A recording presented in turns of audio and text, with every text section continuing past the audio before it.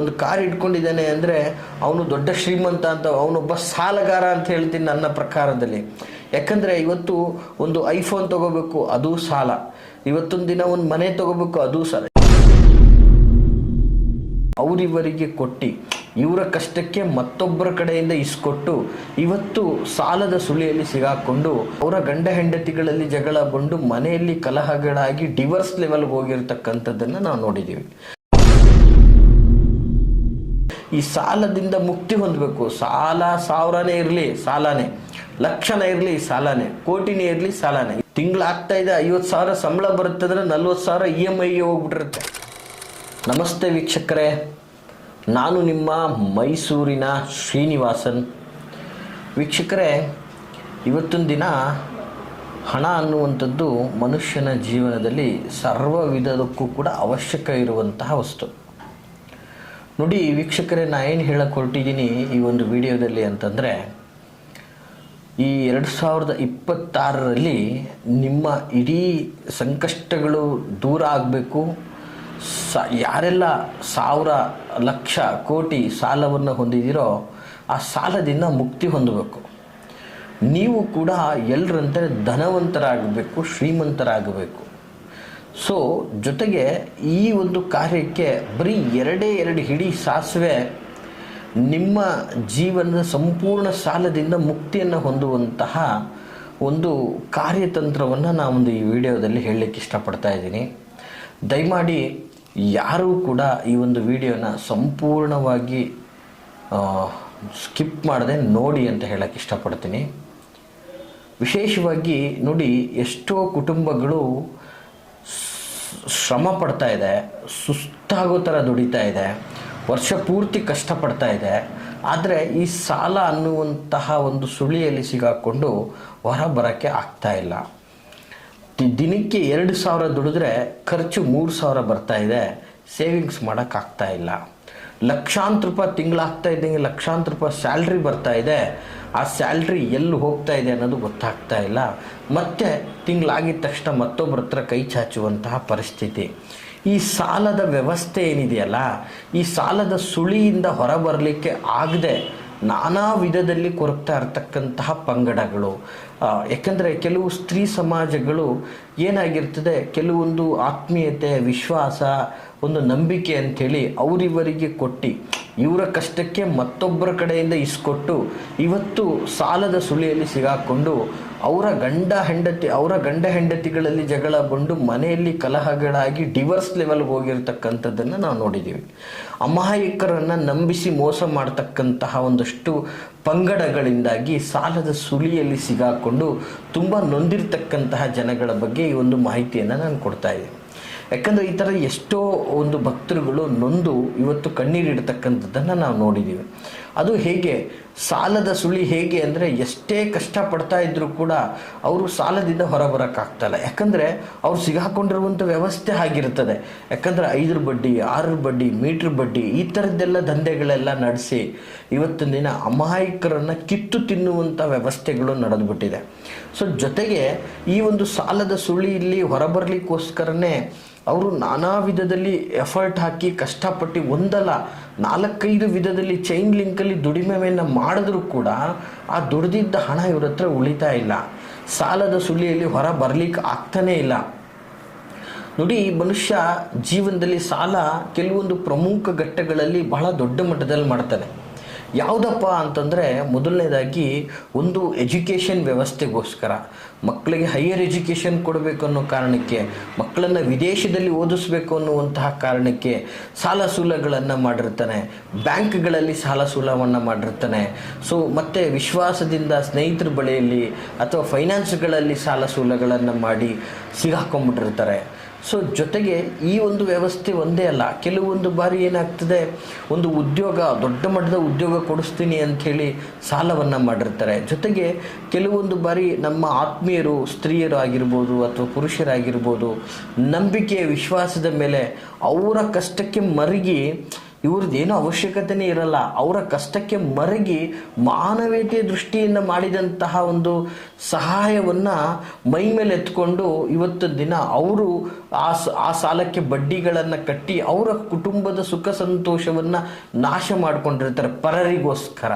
ಮತ್ತು ಕೆಲವೊಂದು ಬಾರಿ ಏನಾಗಿರ್ತದೆ ವೀಕ್ಷಕರೇ, ಒಂದು ಮಗಳ ಮದುವೆಯನ್ನು ಮಾಡಬೇಕು ಅಥವಾ ಒಂದು ಶುಭ ಕಾರ್ಯವನ್ನು ಮಾಡಬೇಕು. ಆ ಶುಭ ಕಾರ್ಯಕ್ಕೋಸ್ಕರ ಮಾಡಿದರೆ ಲಕ್ಷಾಂತರ ರೂಪಾಯಿ ಅಳಿಯನಿಗೆ ಕಾರು, ಚಿನ್ನ, ಒಡವೆ, ಇನ್ನೊಂದು ಮತ್ತೊಂದು ಮಾಡಿ ಧಾಮ್ ಧೂಮಾಗಿ ಮಗಳು ಮದುವೆ ಮಾಡಬೇಕು. ಮುಂದೆ ನಾವು ಬೀದಿಗೆ ಬಂದರೂ ಪರವಾಗಿಲ್ಲ, ಮಗಳು ಚೆನ್ನಾಗಿರಬೇಕು. ಈ ಥರದ ಒಂದು ಆಲೋಚನೆಗಳನ್ನು ಇಟ್ಕೊಂಡಿರ್ತಾರೆ. ಸೊ ಈ ಥರದ ಒಂದು ವ್ಯವಸ್ಥೆಯಲ್ಲಿ ಮದುವೆಯನ್ನು ಮಾಡಿರ್ತಾರೆ. ಪಾಪ ಆ ಮದುವೆ ಮಾಡಿಕೊಂಡು ಪುಣ್ಯಾತ್ಮಿ ಒಂದು ಸುಖ ಜೀವನ ಮಾಡ್ತಾ ಇರ್ತಾಳೆ. ಈ ಕಡೆ ತಂದೆ ತಾಯಿ ಅಣ್ಣ ತಮ್ಮಂದಿರು ಸಾಲದ ಸುಳಿಯಲ್ಲಿ ಸಿಗಾಕೊಂಡ್ಬಿಟ್ಟಿರ್ತಾರೆ. ಆ ಸಾಲಕ್ಕೋಸ್ಕರ ಕಟ್ಟಿರೋ ಮನೆ ಮಾರ್ತಾರೆ, ಜಮೀನು ಹೋಗುತ್ತೆ, ಎಲ್ಲ ಹೋಗುತ್ತೆ. ಮತ್ತು ವ್ಯಾಪಾರಕ್ಕೆ ಅಂತ ಬಂಡವಾಳ ತಗೋಬೇಕಲ್ಲ. ಹೀಗಾಗಿ ಕೆಲವು ಜನಗಳು ಕೆಲವು ಬ್ಯಾಂಕ್ಗಳಲ್ಲಿ ಅಥವಾ ಕೆಲವು ಪ್ರೈವೇಟ್ ಸೆಕ್ಟರ್ಗಳಲ್ಲಿ ಫೈನಾನ್ಸ್ಗಳಲ್ಲಿ ಸಾಲ ಮಾಡ್ತಾರೆ. ದಿನನಿತ್ಯ ವ್ಯಾಪಾರ ಮಾಡ್ತಾರೆ, ಸಾವಿರಾರು ಗಟ್ಟಲೆ ವ್ಯಾಪಾರ ಮಾಡ್ತಾರೆ. ಸಂಜೆ ಬಂದ ತಕ್ಷಣ ಫೈನಾನ್ಸ್ಗೆ ದುಡ್ಡು ಹೋಗ್ತಾ ಇರುತ್ತೆ. ದುಡ್ದಿದ್ದ ದುಡ್ಡು ಅಲ್ಲೇ ಹೋಗ್ತಾ ಇರ್ತದೆ. ಸೇವಿಂಗ್ಸ್ ಅನ್ನೋದು ಆಗ್ತಾ ಇರಲ್ಲ. 10 ವರ್ಷ ಕಳೆಯುತ್ತೆ, 20 ವರ್ಷ ಕಳೆಯುತ್ತೆ, 30 ವರ್ಷ ಕಳೆಯುತ್ತೆ. ನಿತ್ಯ ಸಾಲನೇ ಇದೆ ಹೊರತು ಸಾಲದಿಂದ ಹೊರಬರೋಕ್ಕಾಗ್ತಾ ಇಲ್ಲ. ನೆಮ್ಮದಿ ಜೀವನ ನಿಮ್ದು ಕಾಣೋಕ್ಕಾಗ್ತಾ ಇಲ್ಲ. ಸೊ ಹೀಗೆ ಈ ಸಾಲದಿಂದ ಮುಕ್ತಿ ಹೊಂದಬೇಕು. ಸಾಲ 1000ನೇ ಇರಲಿ ಸಾಲನೇ, ಲಕ್ಷನೇ ಇರಲಿ ಸಾಲನೇ, ಕೋಟಿನೇ ಇರಲಿ ಸಾಲನೇ. ಇವತ್ತು 1000 ದುಡಿಯೋನು 1000 ರೂಪಾಯಿನೇ ಸಾಲ ಮಾಡೋದು ವೀಕ್ಷಕರೇ. ಲಕ್ಷ ದುಡಿಯೋನು ಲಕ್ಷನೇ ಸಾಲ ಮಾಡೋದು, ಕೋಟಿ ದುಡಿಯೋನು ಕೋಟಿನೇ ಸಾಲ ಮಾಡೋದು. ಬಟ್ ಏನೇ ಆದರೂ ಕೂಡ ಇವತ್ತು ಸಾಲದಿಂದ ಹೊರ ಬರ್ಲಿಕ್ಕೆ ಆಗ್ತಾ ಇಲ್ಲ. ಇವತ್ತು ಏನಾಗಿದೆ, ಪ್ರಪಂಚದಲ್ಲಿ ಒಂದು ಕಾರ್ ಇಟ್ಕೊಂಡಿದ್ದಾನೆ ಅಂದರೆ ಅವನು ದೊಡ್ಡ ಶ್ರೀಮಂತ ಅಂತ, ಅವನೊಬ್ಬ ಸಾಲಗಾರ ಅಂತ ಹೇಳ್ತೀನಿ ನನ್ನ ಪ್ರಕಾರದಲ್ಲಿ. ಯಾಕಂದರೆ ಇವತ್ತು ಒಂದು ಐಫೋನ್ ತಗೋಬೇಕು, ಅದು ಸಾಲ. ಇವತ್ತೊಂದು ದಿನ ಒಂದು ಮನೆ ತಗೋಬೇಕು, ಅದು ಸಾಲ. ಈಗ ಏನಾಗಿದೆ, ಸಾಲ ಕೊಡುವಂತಹ ಬ್ಯಾಂಕ್ಗಳು, ಫೈನಾನ್ಸ್ಗಳು ತಲೆ ದೂರ ಬಿಟ್ಟಿರೋದ್ರಿಂದ ಮನುಷ್ಯ ಇವತ್ತು ಸಾಲದ ಸುಳಿಯಲ್ಲೇ ಬದುಕ್ತಾ ಇದ್ದಾನೆ. ತಿಂಗಳಾಗ್ತಾ ಇದೆ, 50,000 ಸಂಬಳ ಬರುತ್ತೆ ಅಂದರೆ 40,000 EMIಗೆ ಹೋಗ್ಬಿಟ್ಟಿರುತ್ತೆ. ವೀಕ್ಷಕರೇ, ಇಂತಹ ಒಂದು ದರಿದ್ರ ಜೀವನ ಇವತ್ತಿನ ದಿನ ನಾವು ಬಾಳ್ತಾ ಇರ್ತಕ್ಕಂಥದ್ದಾಗಿದೆ. ಈ ಒಂದು ವ್ಯವಸ್ಥೆಯಿಂದ ಹೊರಬರಬೇಕು. ಸಾಲದಿಂದ ಸಂಪೂರ್ಣ ವಿಮುಕ್ತರಾಗಬೇಕು. ಸಾಲ ಸಂಪೂರ್ಣವಾಗಿ ನಮ್ಮ ಜೀವನದಿಂದ ದೂರ ಆಗಿ ನಾವೇ ಮತ್ತೊಬ್ಬರಿಗೆ ಕೂಡ ವ್ಯವಸ್ಥೆಗೆ ಬರಬೇಕು ಅಂದರೆ ಏನು ಮಾಡಬೇಕು ಅನ್ನುವಂಥದ್ದು ಸಹಜವಾಗಿ ಎಲ್ಲ ಜನಗಳಲ್ಲಿ ಕಾಡುವಂತಹ ಗೊಂದಲ. ಅಂತಹ ಒಂದು ಸಮಸ್ಯೆಗಳಿಂದ ಮುಕ್ತಿ ಹೊಂದಲಿಕ್ಕೆ ಈ ಒಂದು ಸರಳವಾದಂತಹ ಒಂದು ತಂತ್ರವನ್ನು ನಾನು ನಿಮಗೆ ಹೇಳಕ್ಕೆ ಇಷ್ಟಪಡ್ತೀನಿ ವೀಕ್ಷಕರೇ. ಬಹಳ ಅದ್ಭುತವಾದಂತಹ ತಂತ್ರ. ಮೊದಲನೇದಾಗಿ ವೀಕ್ಷಕರೇ ಮಾಡಬೇಕಾಗಿರ್ತಕ್ಕಂಥದ್ದು ಇಷ್ಟೇ ನೋಡಿ, ತಂತ್ರದಲ್ಲಿ ಸಂಪೂರ್ಣ ನಂಬಿಕೆ ಇಟ್ಕೊಂಡಿರಬೇಕು. ಮಾಡುವ ವಿಧಾನ ಹೀಗಿರ್ತದೆ, ದಯಮಾಡಿ ನೋಟ್ ಮಾಡ್ಕೊಳ್ಳಿ ವೀಕ್ಷಕರೇ. ಒಂದು ವಿಶೇಷವಾದಂತಹ ತಂತ್ರ ಏನಪ್ಪ ಅಂತಂದರೆ, ಒಂದು ಸಣ್ಣ ಮಣ್ಣಿನ ಪಾತ್ರೆ. ಸಾಮಾನ್ಯವಾಗಿ ಇದು ಎಲ್ಲ ಕಡೆ ಸಿಗ್ತದೆ. ಕೆಲವು ಬನಸಾರಿ ಅಂಗಡಿಗಳಲ್ಲಿ ಹೋದ್ರೆಲ್ಲ ಒಂದು ಪಾತ್ರೆ ಅಥವಾ ಒಂದು ಕುಡಿಕೆ ಥರನೋ ಸಮಥಿಂಗ್ ಏನೋ ಒಂದು ಪಾತ್ರೆ ಥರ ತೆಗೆದುಕೊಂಡು ಅದರಲ್ಲಿ 2 ಹಿಡಿ, ನಾನು ಆಗಲೇ ಹೇಳ್ದಂಗೆ ಸಾಸಿವೆಗೆ ಆ ಒಂದು ಪವರ್ ಇದೆ. ಆ 2 ಬಿಳಿ ಸಾಸಿವೆನ 2 ಹಿಡಿಯಷ್ಟು ಬಿಳಿ ಸಾಸಿವೆನ ಆ ಒಂದು ಪಾತ್ರೆಯಲ್ಲಿ ತುಂಬಿಸಿ. ನಂತರ ಅದಕ್ಕೆ ₹1 ನಾಣ್ಯ, ನಿಮಗೆ ₹1 ನಾಣ್ಯ ಶಕ್ತಿ ಇರುವಂಥವರು ಅದಕ್ಕೆ ಬೇಕಾದ್ರೆ ಒಂದು ಬೆಳ್ಳಿಯ ನಾಣ್ಯ ಬೇಕಾದರೂ ಸಹ ಹಾಕ್ಬೋದು. ಅಶಕ್ತರಾಗಿದ್ದರೆ ₹1 ನಾಣ್ಯ, ಶಕ್ತರಾಗಿದ್ದರೆ ಒಂದು ಸಣ್ಣ ಬೆಳ್ಳಿಯ ನಾಣ್ಯ ಅದರ ಒಳಗೆ ಇರಿಸಿ ಅದಕ್ಕೆ ಅಕ್ಕಿಯನ್ನು ತುಂಬಿಸ್ಬೇಕಾಗ್ತದೆ. ಅಕ್ಕಿಯನ್ನು ತುಂಬಿಸಿ ಸೇರಿಸಿದ ನಂತರ ಅದನ್ನು ಒಂದು ಕೆಂಪು ವಸ್ತ್ರ, ಸಾಮಾನ್ಯವಾಗಿ ಅದು ಬನ್ಸಾರಿ ಅಂಗಡಿಗಳಲ್ಲಿ ಒಂದು ವಸ್ತ್ರ ಕೊಡಿ ಅಂದರೆ ಕೆಂಪು ವಸ್ತ್ರ ಕೊಡ್ತಾರೆ. ಆ ವಸ್ತ್ರವನ್ನು ಅದರಲ್ಲಿ ಕಂಪ್ಲೀಟಾಗಿ ಮುಚ್ಚಿ ಕಟ್ಟಬೇಕಾಗತ್ತೆ. ಆ ಒಂದು ವಸ್ತ್ರದಲ್ಲಿ ಕಟ್ಟಿ ಆ ಒಂದು ಮಣ್ಣಿನ ಪಾತ್ರೆಯನ್ನು ನಿಮ್ಮ ಮನೆಯ ಉತ್ತರದ ದಿಕ್ಕಿನಲ್ಲಿ, ಅಂದರೆ ಕುಬೇರನ ವಾಸವಾಗಿರತಕ್ಕಂತಹ ಉತ್ತರ ದಿಕ್ಕಿನಲ್ಲಿ ಅದನ್ನು ಇಟ್ಬಿಟ್ಟು ಆ ಒಂದು ಪ್ರಸಾದವನ್ನು ಅಲ್ಲಿಟ್ಟು ವಿಶೇಷವಾಗಿ ಕುಬೇರನನ್ನು ನೀವು ಪ್ರಾರ್ಥನೆ ಮಾಡಬೇಕಾಗ್ತದೆ. ಕುಬೇರ ದೇವರನ್ನು ಅಥವಾ ಲಕ್ಷ್ಮಿಯನ್ನು ನೀವು ಪ್ರಾರ್ಥನೆ ಮಾಡಬೇಕಾಗ್ತದೆ. ನಾವು ದುಡಿದಂಥದ್ದು ನಮ್ಮ ಬಳಿ ಉಳಿಲಿ, ಸಾಲದಿಂದ ಶೀಘ್ರವಾಗಿ ಮುಕ್ತಿ ಹೊಂದಲಿ, ಮತ್ತು ಸಾಲದಿಂದ ಶೀಘ್ರವಾಗಿ ಮುಕ್ತಿ ಹೊಂದಲಿಕ್ಕೆ ನಾನಾ ವಿಧದ ಹಣ ಬರುವಂತಹ ದಾರಿ ನಮಗೆ ತೋರಲಿ ಅನ್ನುವಂಥ ರೀತಿಯಲ್ಲಿ ನೀವು ಭಗವಂತನಲ್ಲಿ ಪ್ರಾರ್ಥನೆ ಮಾಡಿದ್ರೆ ಮನೆಯಲ್ಲಿ ಸಂಪತ್ತು ಹೆಚ್ಚಾಗುತ್ತೆ. ಅದ್ಭುತ ಅವಕಾಶಗಳು ನಿಮಗೆ ಸಿಗ್ತದೆ ಅಂತ ಹೇಳ್ತಾ, ಈ ಒಂದು ಮಾಹಿತಿ ತಮಗೆ ಇಷ್ಟವಾಗಿದ್ದಲ್ಲಿ ಲೈಕ್ ಮಾಡಿ.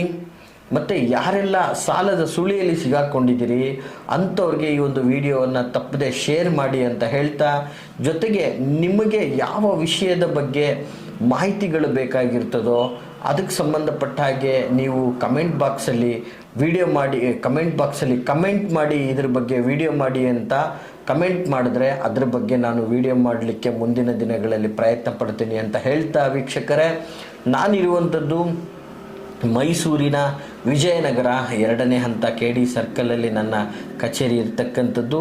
ತಾವು ನಿಮ್ಮ ವೈಯಕ್ತಿಕ ವಿಚಾರಗಳನ್ನು ಮುಕ್ತವಾಗಿ ಸಮಾಲೋಚನೆಯನ್ನು ಮಾಡಬೇಕು ಅಥವಾ ನಮ್ಮನ್ನು ಭೇಟಿ ಆಗಬೇಕು ಅನ್ನುವಂಥದ್ದಾದರೆ ವಿಡಿಯೋದಲ್ಲಿ ಕಾಣುವಂತಹ ಸಂಖ್ಯೆಗೆ ಕರೆ ಮಾಡಿ ನಿಮ್ಮ ಸಮಯವನ್ನು ಅಥವಾ ನಾವು ಇರುವಿಕೆಯನ್ನು ಖಚಿತಪಡಿಸ್ಕೊಂಡು ಬಂದು ಭೇಟಿಯಾಗಿ ಅಂತ ಹೇಳ್ತಾ, ಎಲ್ರಿಗೂ ಶುಭವಾಗಲಿ.